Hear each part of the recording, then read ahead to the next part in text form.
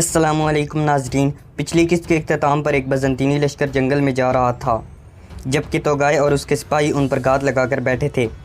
इस किस्त के आगाज़ में उस्मान और उसके सिपाहियों को दिखाया जाता है, जो अपनी जंगी हथियार उठाकर अपने घोड़ों पर जंगल में निकल चुके थे। उस्मान और उसके सिपाही जिहाद के लिए काफ़ी पुरजोश दिखाई देते हैं और वो अपने नेज़े बुलंद किए हुए जंगल में अपने घोड़े दौड़ा रहे होते हैं।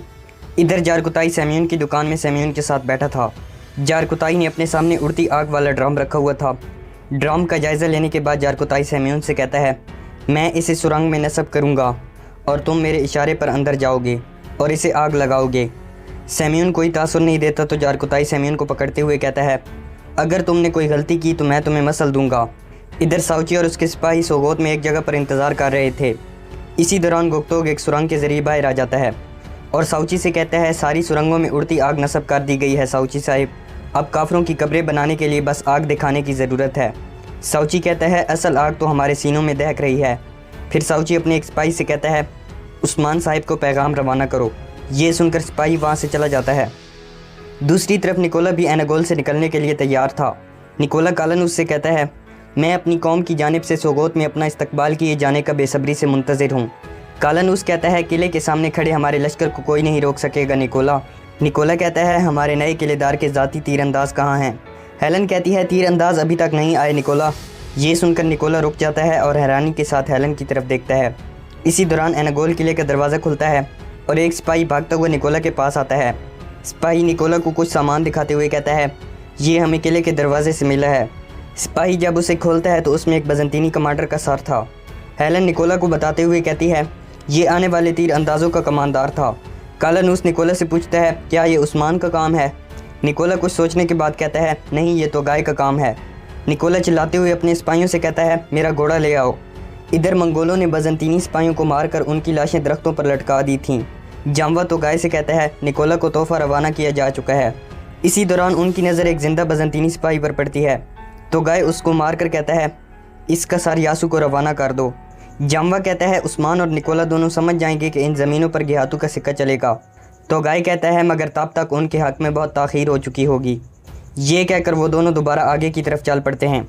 इधर निकोला और कालानूस भी अपने लश्कर को लेकर एनागोल से निकल चुके थे। बज़ंतीनियों का लश्कर एक बहुत बड़ी तादाद पर मुश्तमिल था और वो एक तरतीब के साथ सोगोत की तरफ आ रहे थे। दूसरी तरफ सोगोत में जारकुताई आग जलाकर सुरंग में दाखिल हो जाता है और बज़ंतीनी सिपाहियों का इंतज़ार करने लगता है।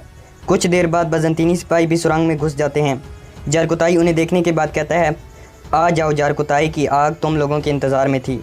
साउची और गुप्तोग भी सुरंग के अंदर अपनी नस्ब की गई उड़ती आग के पास आ जाते हैं। इधर जारकुताई और सेम्यून एक तार को आग लगा देते हैं। दूसरी तरफ साउची और गुप्तोग भी अपने हिस्से वाली उड़ती आग को आग लगा देते हैं। यहाँ उस्मान और उसके सिपाही जंगल में एक जगह पर इंतज़ार कर रहे थे। इसी दौरान सल्तूक सिपाही अपने घोड़े पर सवार होकर वहाँ आता है और उस्मान को बताते हुए कहता है, जनाब निकोला का लश्कर आ रहा है, बहुत ही अजीम शान लग रहा है।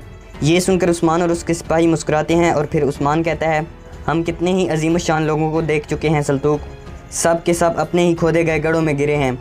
उस्मान अपना नेज़ा बुलंद करते हुए ऊंची आवाज़ में कहता है, सिपाहियों, आप सब अच्छी तरह जानते हैं कि क्या करना है, आज का दिन ही असल दिन है। ये कहकर उस्मान और उसके सिपाही अपने घोड़े वहाँ से दौड़ा देते हैं। इधर निकोला का लश्कर रवां दवां था। इसी दौरान एक बज़ंतीनी सिपाही अपने घोड़े पर आता है और निकोला से कहता है, सिपाही सुरंगों में दाखिल हो चुके हैं, हमले की इब्तदा की जा चुकी है। ये सुनकर निकोला कहता है, शानदार। कालानूस आसमान की तरफ देखते हुए कहता है, खुदावन हमारी फतह तेरे लिए है। ये सुनकर निकोला गुस्से से कहता है, मैं इस एजाज़ को किसी के साथ बांटने का इरादा नहीं रखता कालानूस। उस्मान जब अपने सिपाहियों के साथ कबीले से निकलेगा तो तुम उसे अपने जाल में फंसाओगे। कालानूस कहता है, फ़तह का एजाज़ तुम अपने पास रखो निकोला, उस्मान को मारकर अपने भाई के इंतकाम का एजाज़ मेरे लिए काफ़ी है। इसके बाद निकोला का लश्कर दोबारा आगे की तरफ चलने लगता है। इसी दौरान एक तरफ से उस्मान और उसके सिपाही दौड़ते हुए आ जाते हैं। निकोला और कालानूस उस्मान और उसके सिपाहियों को देखकर हैरान रह जाते हैं। निकोला सवालिया अंदाज में कहता है, इसे हमारे हमला करने का इल्म कहाँ से हुआ? कालानूस कहता है, अगर इसे सुरंगों का भी पता हुआ तो फिर हम क्या करेंगे?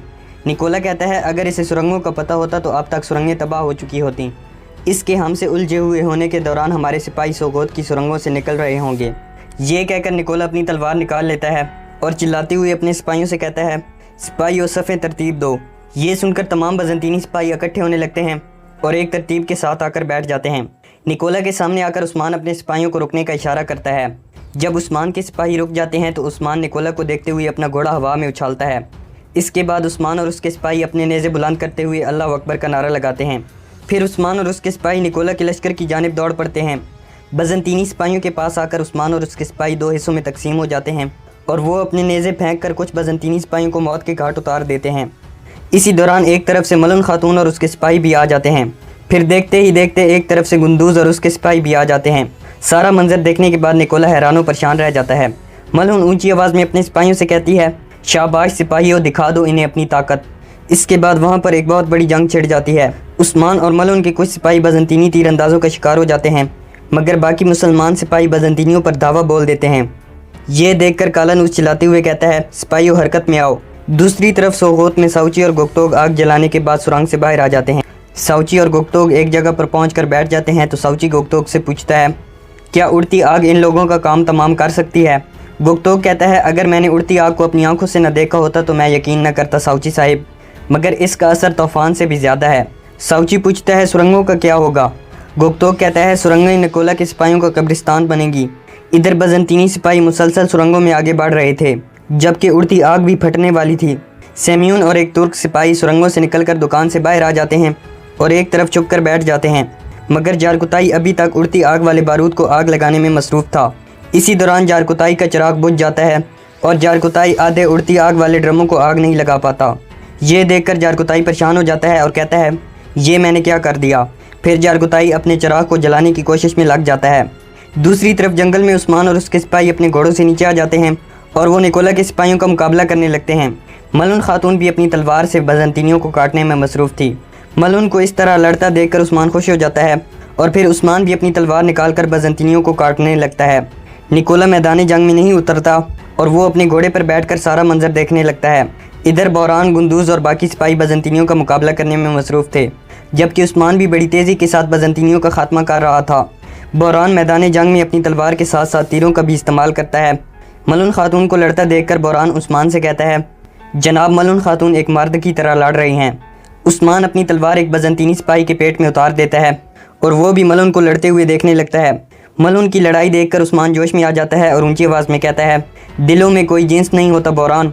इसके बाद उस्मान और बौरान दोबारा बज़ंतीनियों पर हमला कर देते हैं। इधर उड़ती आग वाले कुछ ड्रम फटने के बिल्कुल करीब थे। बज़ंतीनी सिपाही भी मुकम्मल तौर पर सुरंगों में घुस चुके थे। बाहर आइगुल साउची और गुक्तोग के पास आती है और उनसे पूछती है, जारकुताई अभी तक बाहर क्यों नहीं आया? गुक्तोग कहता है, उसे अभी तक तो बाहर आ जाना चाहिए था। इधर जारकुताई अभी तक आग जलाने में मसरूफ़ था। बज़ंतीनी सिपाही जब उड़ती आग वाले ड्रमों के पास पहुंचते हैं तो वहां पर कुछ ज़ोरदार धमाके होते हैं। धमाकों की गूंज पूरे सोगोत शहर को अपनी लपेट में ले लेती है। धमाके हर तरफ गर्द मट्टी फैला देते हैं। धमाकों का असर बाहर साउची और सेम्यून तक भी होता है। साउची, आइगुल और गुक्तोग अपनी जगह से उठ जाते हैं और वहाँ से आगे की तरफ बढ़ जाते हैं। इधर आइगुल एक सुरंग के दरवाजे के पास पहुँचती है तो इसी दौरान जारकुताई उस सुरंग से बाहर आ रहा था। जारकुताई जैसे ही आइगुल को देखता है तो वो आइगुल के ख्यालों में गुम हो जाता है। इसी दौरान उन सुरंगों में भी धमाके होने शुरू हो जाते हैं। जारकुताई उस सुरंग से निकलने में तो कामयाब हो जाता है, मगर जैसे ही उस सुरंग में धमाका होता है तो जारकुताई उड़ता हुआ दूर जाकर गिरता है।